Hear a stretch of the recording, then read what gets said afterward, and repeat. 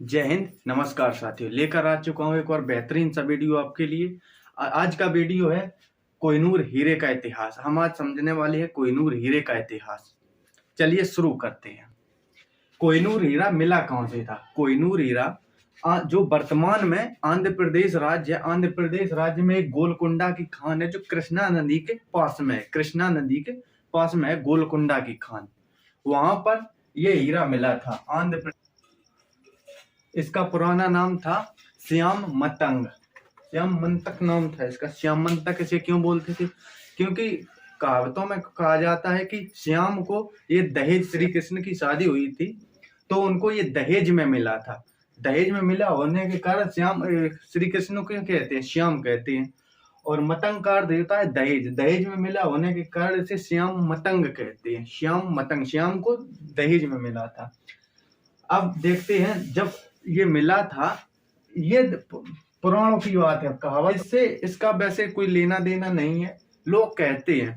अब समझते हैं, जब ये मिला था तब उस समय शासक कौन था? जब ये मिला था तो उस समय वारंगल नाम था। पूरे उस समय इस क्षेत्र का वारंगल नाम था, जो वर्तमान में तेलंगाना के क्षेत्र में आता है। और ये अभी 2014 में 1 जून 2014 को तेलंगाना आंध्र प्रदेश से अलग हो गया। वैसे तेलंगाना आंध्र प्रदेश का ही एक भाग था। तो वारंगल के उस समय शासक थे रुद्रदेव फर्स्ट। रुद्रदेव फर्स्ट उस समय शासक थे। शासक होने के कारण जब इनको मिला तो बहुत प्रजा बहुत खुश थी कि कुछ नया मिला है। और ये आंध्र प्रदेश की गोलकुंडा की खान से अब तक का सबसे प्रसिद्ध हीरे में से एक था। वैसे गोलकुंडा खान से बहुत सारे हीरे निकले, लेकिन ये इसकी प्रसिद्धि बहुत थी। लोगों ने इसमें कहावतें स्टार्ट कर दी, जैसे अगर जो वंश लेगा या जो जैसे धारण करता है या इसका जो यूज करेगा वो उसका या तो विनाश हो जाएगा या वह साम्राज्य बहुत आगे चला जाएगा। इस कारण से वारंगल के जो शासक थे रुद्रदेव फर्स्ट, उन्होंने इस पर ज्यादा कुछ ध्यान नहीं दिया। और अब आते हैं अलाउद्दीन खिलजी के बारे में। अब समय आता है उस समय अलाउद्दीन खिलजी, क्योंकि जब सल्तनत काल स्टार्ट हो जाता है, दिल्ली में सल्तनत काल स्टार्ट हो जाता, उस समय एक राजा हुए थे अलाउद्दीन खिलजी का एक सेनापति था जिसका नाम था मलिक काफूर। इसका सेनापति था मलिक काफूर इसका सेनापति था। तो मलिक काफूर ने जब 1309 में वारंगल पर कर देता है आक्रमण। मलिक काफूर एक सेनापति था उस समय। जो इनका अलाउद्दीन खिलजी का सेनापति था मलिक काफूर, जैसे हम हजार दिनारी भी कहते हैं, हजार दिनारी, उसने इन पर आक्रमण कर दिया 1310 में। 1310 या 9 के आसपास आक्रमण हो जाता है। तो आक्रमण में वही वारंगल की राजधानी पर आक्रमण कर देता है, तो जीत लेता है और ये रुद्रदेव फर्स्ट हार जाती है। इसमें उनकी हार हो जाती है। हार होने के कारण जब हार हो जाती है तो यहाँ से ये 2 बड़ी बड़ी चीजें लेके जाता है। एक कोहिनूर हीरा, एक मूर्ति, सोने की मूर्ति लेके जाता है और ये अलाउद्दीन को भेंट देता है। मलिक का 1000 दिनारी लेके जाता है और दे देता है महाराज सादोय ने। तो जब इनको लेके दे देता है तो फिर अलाउद्दीन बहुत खुश कि ये है क्या, और पहली बार। लेकिन कोहिनूर हीरा, इसका कोहिनूर हीरा नाम भी नहीं था, इसको सिर्फ हीरा कहते थे। लेकिन हाँ, ये चमक बहुत थी, इसमें चमक रहते के कारण इसे हीरा ने प्रसिद्धि के कारण इसे अच्छे नाम से लोग, जिसके मुंह में जौन नाम आता उसे। लेकिन इसका कोहिनूर, शुरू में इसका नाम कोहिनूर नहीं था। अब आती है पानी। फिर अलाउद्दीन के बाद इसके वंश बाई वंश लेते रहे, जिसके हाथ में जो सल्तनत आती गई उनको धारण करते रहे और अपने उसमें रखते गए, अपने हिसाब से अपना अपना यूज करते रहे। अब आता है पानीपत। 26 में पानीपत का युद्ध हुआ। बाबर और इब्राहिम लोदी, सल्तनत काल का अंतिम राजा इब्राहिम लोदी, क्योंकि बाबर आक्रमण करता है, इब्राहिम लोदी वंश का अंतिम शासक था। तो 1526 में जब आक्रमण बाबर करता है, तो जब आक्रमण हुआ तो फिर बाबर जीत गया और इब्राहिम को उसी पूरे सल्तनत मध्यकालीन इतिहास में पहला ऐसा राजा था तो जो युद्ध में मारा गया था, जो युद्ध में मारा गया। पूरे सल्तनत काल में अब तक ऐसा कोई राजा, मतलब मध्यकालीन इतिहास में अब तक कोई ऐसा राजा नहीं हुआ जो युद्ध में मारा गया। पहला राजा था जो युद्ध में मारा गया था। ठीक, अब समझते हैं मांगे। जब पानीपत का युद्ध हुआ, बाबर जीत गया। बाबर ने जब जीता तो यही हीरा इनको, ये जो हीरा था अलाउद्दीन खिलजी के हाथ से ये चला गया ग्वालियर के राजा विक्रमजीत के हाथों में, तब तक चला गया था। अब पानीपत के जो बाबर का जो पुत्र था हुमायूं, बाबर के पुत्र का नाम था हुमायूं। हुमायूं से बाबर ने कहा कि अब जाओ, अब ग्वालियर पे आप अपना अधिकार कीजिए। हुमायूं अपनी सेना को लेकर ग्वालियर के किले को घेर लेता है। जब ग्वालियर के किले को घेर लेता है तो विक्रमजीत हार जाते हैं युद्ध में। विक्रमजीत हार जाने के कारण विक्रमजीत ने अब भाई दिल्ली जाते हैं, दिल्ली में आते हैं और विक्रमजीत अपने हाथों से वो हीरा बाबर को गिफ्ट में देते हैं, दान में देते हैं। जिसमें देते हैं विक्रमजीत से हीरा पहुंच जाता है बाबर के हाथ में। बाबर ने जब इसकी चमक देखी और देखा ये अद्भुत चीज है क्या, तो उन्होंने बताया ये क्या है कि ये हीरा है, ये फलानी फलानी जगह इनको मिला था, ऐसे ऐसे करके मुझे वंश बाई वंश चलता, मेरे बुजुर्गों ने मुझे दिया है, मैं आपको भेंट कर रहा हूँ। भेंट होने के कारण बाबर ने इसे नाम दिया बाबर का हीरा। बाबर ने इसको सबसे पहले नाम दिया था बाबर का हीरा। ये बाबर का हीरा है। बाबर का हीरा होने के कारण फिर हुमायूं पे आता, क्योंकि बाबर का लड़का हुमायूं था। हुमायूं के बाद सल्तनत में मुगल वंश में धीरे धीरे अपने वंश बाई वंश चलता रहा। फिर आता है शाहजहां का काल। शाहजहां जिसने ताजमहल का निर्माण करवाया था, शाहजहां ने उस समय एक वास्तुकार थे सैयद गिलानी से कहा कि आप ये जो हीरा है इसको एक मेरे उसमें मढ़वाइए, तख्ते ताऊत जो सिंहासन बना हुआ था उसमें ऊपर मढ़वाया, उसमें ऊपर से, और उसमें बहुत सारा सोना भी मढ़वाया गया था सिंहासन में। उसका नाम था मयूर सिंहासन। ये तख्त ए ताऊत, शुरू में इसका नाम तख्त ए ताऊत रहा, लेकिन मयूर सिंहासन बाद में इसे नाम दिया, जिसके ऊपर मढ़ा था हीरा, ऊपर। ठीक, अब समझते हैं होन्टेस्यू बोजिया वेनिस का एक व्यक्ति था, वेनिस का व्यापारी था। बेसिकली ये व्यापारी था। तो ये आता है भारत में आता है। तो मुगल काल में ये आता है। तो मुगल काल उस समय शाहजहां शासक थे। शाहजहां शासक होने के कारण तो शाहजहां से ने इससे कहा कि भाई मेरे जो हीरा है, जो मयूर सिंहासन है ऊपर है, ये काफी पुराना हो चुका है, इसमें कुछ नया, कुछ मतलब इसकी चमक धमक की जाए।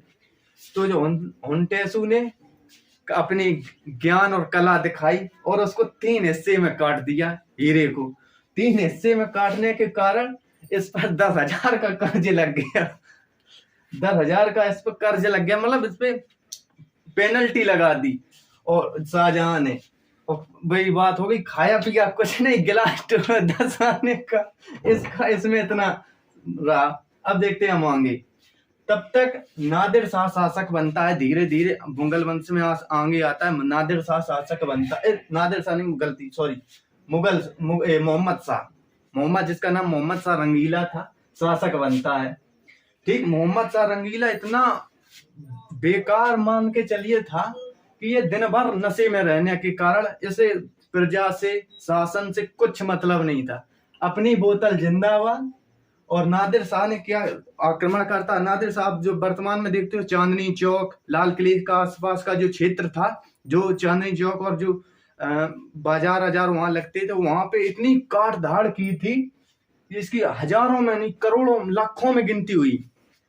फिर मोहम्मद शाह रंगीला का एक सेनापति था, वो गया तो उसने नादिर शाह से कहा और नादिर शाह के घुटनों में जाके अपनी पगड़ी रख दी कि आपकी हम अधीनता स्वीकार करते हैं, आप बताइए क्या करोगे। तो इसने नादिर शाह ने खुले शब्दों में पहले कहा कि मुझे कम से कम 10 करोड़ रुपए चाहिए, मतलब 10 करोड़ की संपत्ति चाहिए, रुपए नहीं, संपत्ति चाहिए, कुछ भी दो। सब कुछ जोड़ा, निकाला, जो कुछ खजाने में था सब निकाला और मयूर सिंहासन भी देना पड़ा। मयूर सिंहासन जो शाहजहां ने बनवाया था मयूर सिंहासन, वो भी देना पड़ा। इस कारण से जब ये भी चला गया, अब उस पे ही कोहिनूर हीरा ऊपर लगा था, वो भी चला गया नादिर शाह के हाथ में। नादिर शाह ये अफगानिस्तान में जो अब वर्तमान में ईरान, इसे नेपोलियन के भी कहते हैं, ईरान का नेपोलियन भी इसे कहते हैं। और इसके बाद जब नादिर शाह ने इसका ज्यादा कुछ उपयोग नहीं कर पाया था। अब जैसा मैंने पढ़ा है, इसने उसका कुछ ज्यादा उपयोग नहीं कर पाया। इसके बाद शासक बनता है अहमद शाह अब्दाली। जब अहमद शाह अब्दाली बनता है तो इसने जो हीरा था उसको तोड़वा, जो 3 टुकड़े हो चुके थे, उसके अपने हाथ में एक राखी नुमा 3 कड़ा बनवाए थे, उसमें रखता था तीनों हाथ में। फिर इसके बाद इसका पुत्र शासक बनता है शाह शुजा। कहानी यहाँ से स्टार्ट होती है इसकी। शाह शुजा बनता, लेकिन यह भी बहुत मतलब ज्यादा कुछ बहादुर नहीं था। सिंध के एक शासक थे, सिख शासक राजा रणजीत सिंह ने इसके पूरे परिवार को, शाह शुजा के पूरे परिवार मतलब इसके भी पूरे परिवार को 27 दिन तक एक काल कोठरी में बंद रखा था कि अगर तुमने कोहिनूर हीरा नहीं दिया तो हम तुम्हें यहीं मार देंगे सबको। तो शाह शुजा को जब ये पता चला कि ये सही सिख आदमी है, भाग गया है, तो इसने क्या किया, तो देव इन्हें हटाओ, इनका है, इनको देव दे दिया गया। इनको सिख राजा रणजीत सिंह को हीरा मिला। जब इनको हीरा मिला तो इन्होंने पहली बार अनाउंस किया था कि हम यह हीरा जगन्नाथ, जो उड़ीसा में एक मंदिर है जगन्नाथ नाम से एक मंदिर है, उड़ीसा बहुत प्रसिद्ध मंदिर है, वहां पर यह हीरा कि हम इसकी ऊपरी सतह मतलब मठ के ऊपर इसको हम लगवाएंगे, जिससे सूरज की जब किरणें पड़ेंगी तो पूरा देश जगमगाएगा। इस कारण से अब यहाँ से, लेकिन इनके समय ही आक्रमण, इनके पुत्र बनते हैं दिलीप सिंह उतने प्रसिद्ध भी नहीं थे और उतनी बहादुर भी नहीं थे। तब तक अंग्रेजों का आक्रमण होता है 30 मई 1849 का समय आ जाता है और एक युद्ध होता है, गुजरात का युद्ध, अंग्रेजों और दिलीप सिंह के बीच। और उस समय जो गवर्नर था, अंग्रेजों का जो गवर्नर था वो था डलहौजी का नाम सुना होगा आपने। डलहौजी शासक गवर्नर था। तो यहाँ पे अंग्रेज जीत जाते हैं और जो कोहिनूर हीरा होता है दिलीप सिंह से लेके अंग्रेज के जो डलहौजी को दे देते हैं। डलहौजी को देने के कारण अब जब डलहौजी के हाथ में कोहिनूर हीरा आता है, अब कोहिनूर हीरा डलहौजी क्या करेगा उसका। डलहौजी ने सोचा कि कंपनी का भी प्रॉफिट हो, मेरा भी प्रॉफिट हो, मुझे भी कुछ मिले, कंपनी को भी कुछ मिले। तो ये डलहौजी लेके जाता है कोहिनूर हीरा ब्रिटेन, मतलब जो इंग्लैंड है उस वहां लेके जाता है, वहां की रानी को गिफ्ट में देता है कि हम ये लेके आए हैं आपके लिए भारत से। तो इसके जो 3 हिस्से यहाँ हो गए थे यहाँ पे, लेकिन वो किसी प्रकार इकट्ठे रखे गए थे उनको 3 हिस्सों में। एक जो वर्तमान में आज देखना, एक म्यूजियम में रखा हुआ है, ब्रिटेन के म्यूजियम संग्रहालय में 2 रानी, जो महारानी वहां की होती है, उनके 2 मुकुट पर रहते हैं। वहां की महारानी आई थी भारत के दौरा में। तब उन्होंने बताया था कि जब तक ये जिंदा है, जब तक महारानी जिंदा है, तब तक उनके मुकुट की शोभा रहेगा, उसके बाद फिर इसका कुछ भी हो सकता है। तो अभी हाल में ही एक 15-20 दिन हुए हैं, महारानी खत्म हो गई हैं। अब देखते हैं आगे क्या होता है, अभी तो कुछ कह नहीं सकते हैं। उम्मीद करता हूँ आपको इस वीडियो में कुछ सीखने को मिला होगा। अगर वीडियो अच्छा लगा हो तो लाइक, शेयर, सब्सक्राइब। मिलते हैं एक नई वीडियो में, तब तक के लिए चैनल को सब्सक्राइब कर